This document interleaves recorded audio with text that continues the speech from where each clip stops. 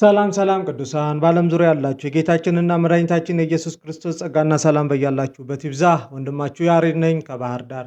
ክብር ሁሉ ለጌታ ለኢየሱስ ክርስቶስ ይሁን፣ አሜን። ይህ አዶናይ 64 ነው። አዶናይ 64 በኢትዮጵያ ማህደረ መለኮት ቤተክርስቲያንና በሃዌ የጸሎትና የቃል ቤት ሚኒስትሪ የተዘጋጀ ወደ እናንተ የሚደርስ መንፈሳዊ ፕሮግራሞችን የምናደርስበት የዩቱብ ቻናላችን ነው። በተከታይ ቁጥር እንድንበዛ መልእክቶቻችን ለብዙ ሰዎች እንዲደርስ አዶናይ 64 የሚለውን የዩቲዩብ ቻናላችንን ሰብስክራይብ፣ ላይክ፣ ሼር እንድታደርጉ በጌታ ፍቅር ጥሪያችንን እናቀርባለን።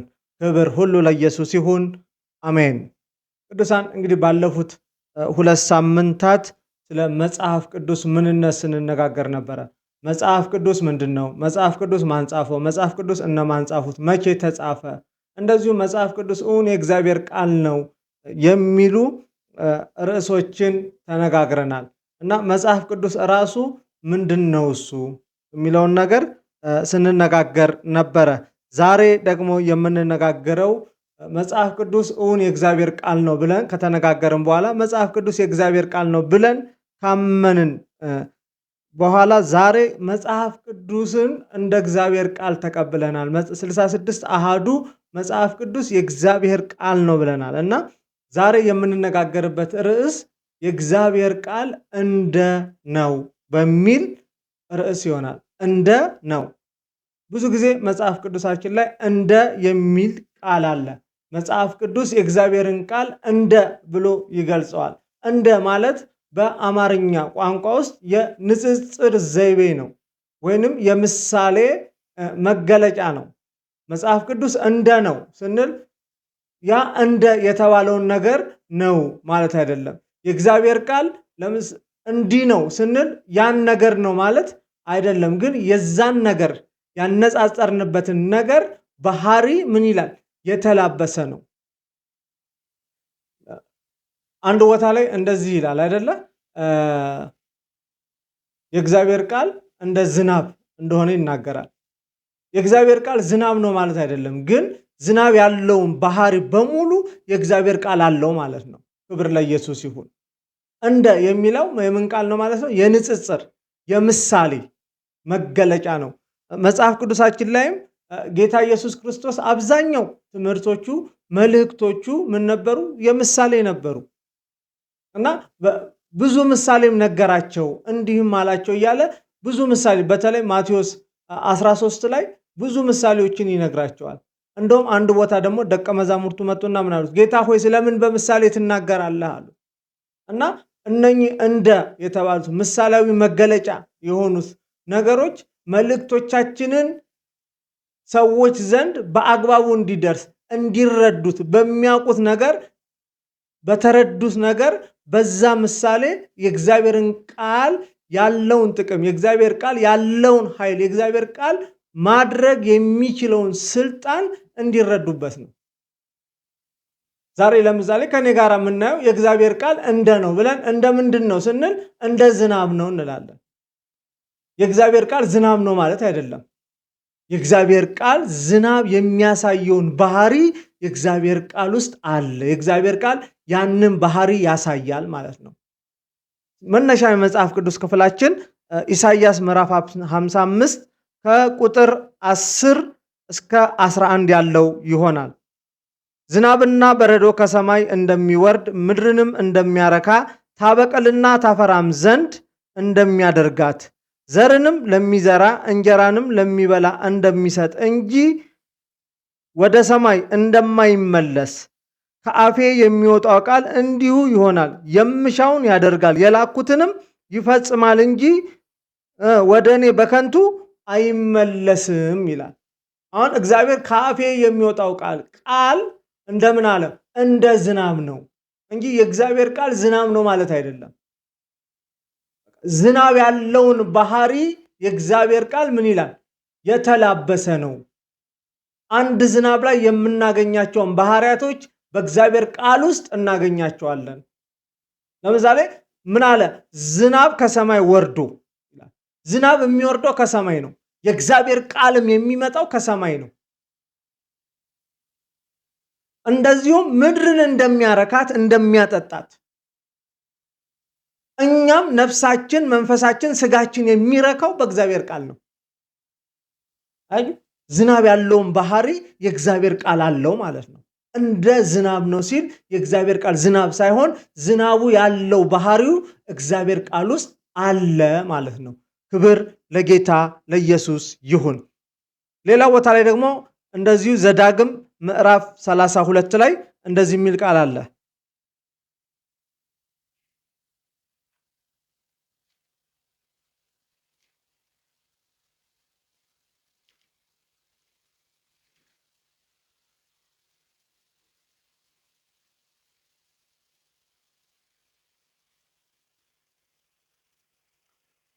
ዘዳግም ምዕራፍ 32 ከቁጥር 2 እንደዚህ ይላል። ትምህርቴ እንደ ዝናብ ትፈሳለች፣ ነገሬም እንደ ጠል ትንጠባጠባለች። በልምላሜ ላይ እንደ ጤዛ፣ በሳርም ላይ እንደ ካፊያ የእግዚአብሔርን ስም እጠራለሁ፣ ለአምላካችንም ታላቅነትን ስጡ ይላል እና ትምህርቴ እንደምን እንደ ዝናብ የእግዚአብሔር ቃል የእግዚአብሔር ትምህርት ዝናብ ነው ማለት አይደለም፣ እንደ ዝናብ ነው።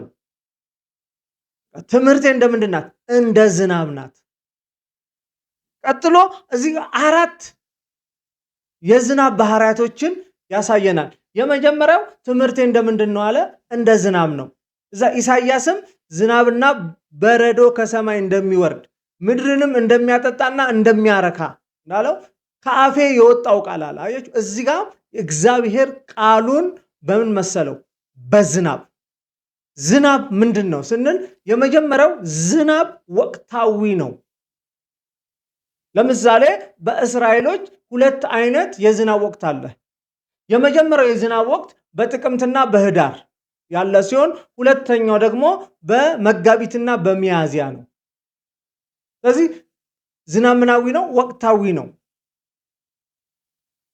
ስለዚህ የመጀመሪያው ዝናብና ሁለተኛው ዝናብ ይላል መጽሐፍ ቅዱሳችን ብዙ ቦታ ላይ። ስለዚህ የእግዚአብሔር ቃልም በወቅትና በጊዜ ነው የሚመጣው። ወቅትን ጠብቆ ነው የሚመጣው። ስለዚህ እንደ ዝናብ ነው ሲል ይሄንን ይላል። ሌላ ቦታ ደግሞ ዘዳግም 28 ምዕራፍ 12 ላይ ዝናብን በወቅቱና በጊዜው እሰጥሃለሁ ይላል። በሚያስፈልገን ጊዜ የእግዚአብሔር ቃል በሚያስፈልገን ጊዜ የእግዚአብሔር ቃል እንደ ዝናብ ነው ሲል ዝናብ በወቅቱና በጊዜው እንደሚመጣ የራሱ ሲዝን እንዳለው ሁሉ የእግዚአብሔር ቃል እንደዛ ነው። በጊዜ ውስጥ ነው የሚመጣው፣ በወቅት ውስጥ ነው የሚመጣው። ክብር ለኢየሱስ ይሁን። ሁለተኛው ዝናብ ምንድነው? ትልቁ ስራው ምድርን ማርጠብ ነው፣ ማራስ ነው፣ ከድርቀቷ ማላቀቅ ነው፣ በረሃማነትን ማጥፋት ነው፣ ማረስረስ፣ ማርካት ከምን ከጥማቷ። የእግዚአብሔር ቃልም ትልቁ ስራው ምንድነው? የሰው ልጆችን ህይወትን፣ ነፍስን፣ መንፈስን ማርካት ነው። ሁለንተናን እርካታ መስጠት ነው። ከደረቅነት፣ ከባዶነት፣ ከበረሃማነት ይሄ ሁሉ መንፈሳዊ በረሃማነትን የምንከላከለው የምንታደገው በምንድን ነው ካላችሁኝ፣ በእግዚአብሔር ቃል ነው። መንፈሳዊ ምድረ በዳነት አለ፣ ባዶነት አለ፣ አለመርካት አለ፣ አለመደሰት አለ፣ አለመጽናናት አለ፣ ማዘን አለ። ይህን ሁሉ ግን ወደ መርካት፣ ወደ መደሰት፣ ወደ ማረፍ፣ ወደ መራስ የሚያመጣን ምንድን ነው ካልን የእግዚአብሔር ቃል ነው። ልክ ዝናብ መሬትን እንደሚያርስ። ሁለተኛው ዝናብ የሚመጣው ከሰማይ ነው። የእግዚአብሔር ቃልም የሚመጣው ከሰማይ ነው። ዝናብ ከላይ ወደ ታች እንደሚወርድ ሁሉ የእግዚአብሔር ቃልም ከላይ ወደ ታች ነው የሚወርደው። ክብር ለኢየሱስ ይሁን። ስለዚህ የእግዚአብሔር ቃል እኔና እናንተን እንደ ዝናብ ምን ያደርጋናል? ያረካናል፣ ያረጥበናል። መንፈሳዊ ባዶነትን፣ መንፈሳዊ ድርቀትን የምንከላከለው በእግዚአብሔር ቃል ነው። ቃሉ ሲያረካን ነው። ቃሉ ሲያስደስተን ነው።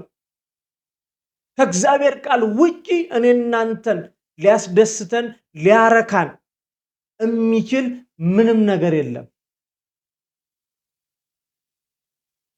ዝናብ እንድናበቅል ያደርገናል። ምድር የምታበቅለው በዝናብ ነው። ስለዚህ የእግዚአብሔር ቃልም እኔና እናንተን ማርካት ብቻ አይደለም፣ መንፈሳዊ ፍሬዎችን ገላትያ ምዕራፍ 2 ቁጥር 22 ላይ የተጠቀሱትን መንፈሳዊ ፍሬዎችን እንድናፈራ የሚያደርገን የእግዚአብሔር ቃል ነው። ደስታን፣ ፍቅርን፣ ራስን መግዛት፣ የዋህነት፣ በጎነት የሚሉትን የመንፈስ ቅዱስ ፍሬዎችን የምናፈራው በእግዚአብሔር ቃል ነው። የእግዚአብሔር ቃል ነፍሳችንን፣ መንፈሳችንን፣ ማንነታችን፣ ሁለንተናችንን ሲገዛ ፍሬያማ እንሆናለን። ክብር ለኢየሱስ ይሁን። ሌላው እዚህ ጋር እንደ ካፊያ የሚል ቃል አለ። አያችሁ፣ የእግዚአብሔር ቃል እንደ ዝናብ፣ ቀጥሎስ እንደ ካፊያ ይላል። እዚህ ዘዳግም ላይ ካፊያ ምንድን ነው ስንል ካፊያ ሰሳ ያለ ቀስ ብሎ የሚወርድ ቀላል ዝናብ ነው። እንደ መጀመሪያው ዝናብ አይታወቅም። ብዙ ጊዜ ሰዎች በካፊያ ይንቀሳቀሳሉ። ዝናቡ ቀላል ነው፣ ለመሄድ ለመውጣት ለመግባት አይዘኝም ብለው ይላሉ። ግን በዛ ቀስ ብሎ በሚወርደው ካፊያ ውስጥ በዛ ብቻ በምትወርደው ቀላል ዝናብ ውስጥ ግን ምን ይመጣል? መራስ ይመጣል፣ መርጠብ ይመጣል። ቀስ እያለ ወደ ውስጣቸው ይገባል። የለበሱትን ልብስ ቀስ እያለ እያረጠበ ይሄዳል። ግን ምን ያለ ነው? ቀስ ያለ ነው። ሲወርድ አይታወቅም። ለመሄድ ለመውጣት ለመግባት የሚከለክል አይደለም። ግን በካፊያ ውስጥ በምንመላለስበት ጊዜ ግን ሳናስበው ከራስ ፀጉራችን እስከ እግር ጥፍራችን ድረስ እንበሰብሳለን። ካፊያው እኮ አበሰብሰኝ ሳናቀው እንላለን። ክብር ለኢየሱስ ይሁን። የእግዚአብሔር ቃልም እንደዚሁ ነው። የእግዚአብሔር ቃል በተለይ ላላመኑት ለአዲስ ሰዎች ወደ ህይወታቸው ሲገባ ቀስ እያለ ነው የሚገባው። የእግዚአብሔር ቃል ቀስ እያለ ውስጣቸውን ይቆጣጠራል። አንዳንዶች እንደውም ሳላስበው፣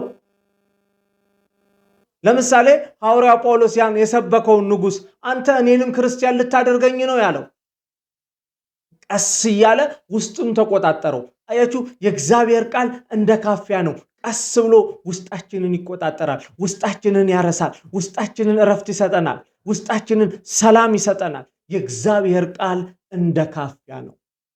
ክብር ለኢየሱስ ይሁን። ሶስተኛው እንደ ጠል ይላል እዚህ ዘዳግም 32 ላይ። ጠል ምንድን ነው ስንል ጠል በጸጥታ የሚወርድ የማይጮህ የማያንጎራጉር ለእጽዋት ግን ህይወትን የሚሰጥ እርጥበት ነው። ጠል ምንም አይነት ወጀብ የሌለበት ዝናብ ማለት ነው። ምንም አይነት ንፋስ የለበት፣ ወጀብ የለበት፣ መብረቅ መጮህ የለበት፣ ጸጥ ብሎ የሚወርድ በተለይ ለተተከሉ አትክልቶች፣ ለችግኞች፣ ለተዘሩ ዘሮች የሚሆን ነው። ጠል ቀስ ብሎ ይወርዳል፣ በጸጥታ ውስጥ ይወርዳል፣ በዝምታ ውስጥ ይወርዳል።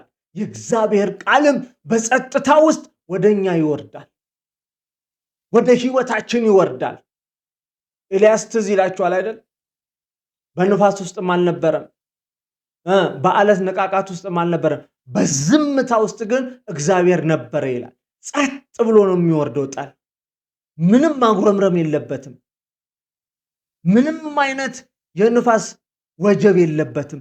ጸጥ ብሎ የሚወርድ ዝናብ። ክብር ለኢየሱስ ይሁን። የእግዚአብሔር ቃል ለእኔና ለእናንተ እንደ ጠል ነው።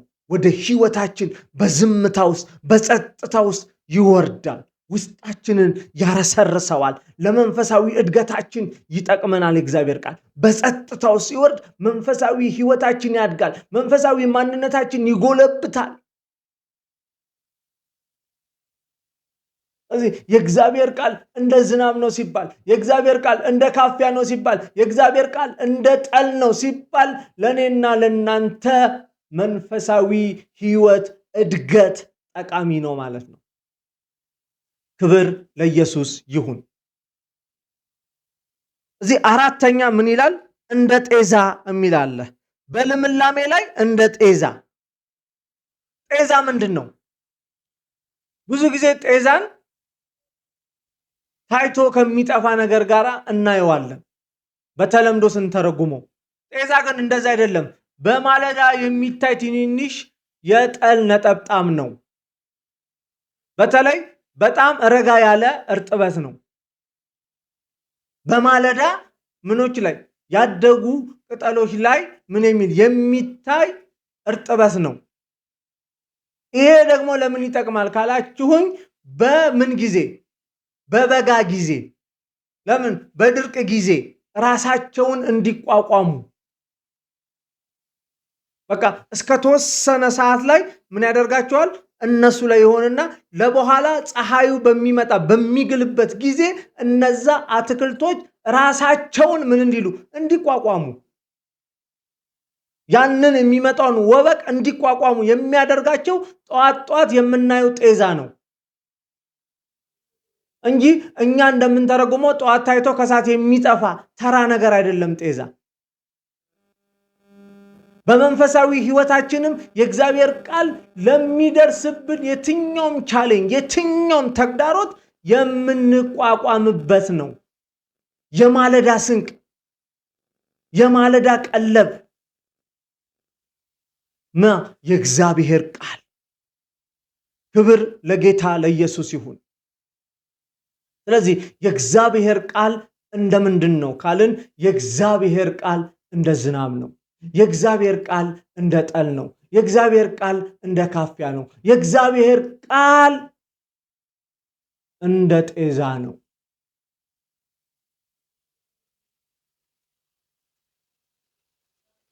የመጨረሻውና አምስተኛው የእግዚአብሔር ቃል እንደ በረዶ ነው። ክብር ለኢየሱስ ይሁን። የእግዚአብሔር ቃል እንደ በረዶ ነው ማለት እግዚአብሔር ቃል በረዶ ነው ማለት አይደለም። በረዶ ያለውን ባህሪ ያለው ማለት ነው የእግዚአብሔር ቃል። ክብር ለኢየሱስ ይሁን። ለምሳሌ ማቴዎስ ምዕራፍ 17 ቁጥር 3 ኢየሱስ ክርስቶስ ጴጥሮስን ዮሐንስና ያዕቆብን ይዞ ወደ ረጅም ተራራ ወጣ፣ በፊታቸውም ተለወጠ ይልና የፊቱን መልክ አበራ ካለ በኋላ ልብሱ አንጸባረቀ፣ እንደ በረዶም ነጭ ሆነ ይላል። ኢየሱስ ክርስቶስ ጌታ ነው። ስለዚህ የእግዚአብሔር ቃል እዚህ ጋር ምንድነው? እንደ በረዶ ነው ስንል ንጹህ ነው። የእግዚአብሔር ቃል የተቀደሰ ነው። ለዚህ እኮ ነው ኢየሱስ ምን አለ? እናንተ ከሰማችሁት ቃል የተነሳ ንጹሃን ናችሁ። የእግዚአብሔር ቃል የሚቀድስ ነው። የእግዚአብሔር ቃል ንጹህ ነው። እንደ በረዶ ምንድነው? ነጭ ነው። ልብሱ ነጭ ሆነ። ምን አለ? የነጻ ነው። የእግዚአብሔር ቃል የሚያነጻ ነው። የእግዚአብሔር ቃል የሚቀድስ ነው። ክብር ለኢየሱስ ይሁን። እንደዚሁም ራእይ ላይ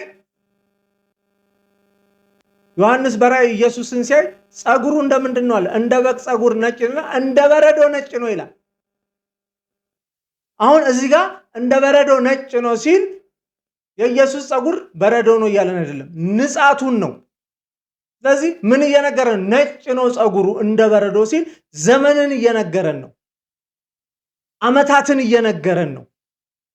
ስለዚህ የእግዚአብሔር ቃል ዘላለማዊ ነው ማለት ነው።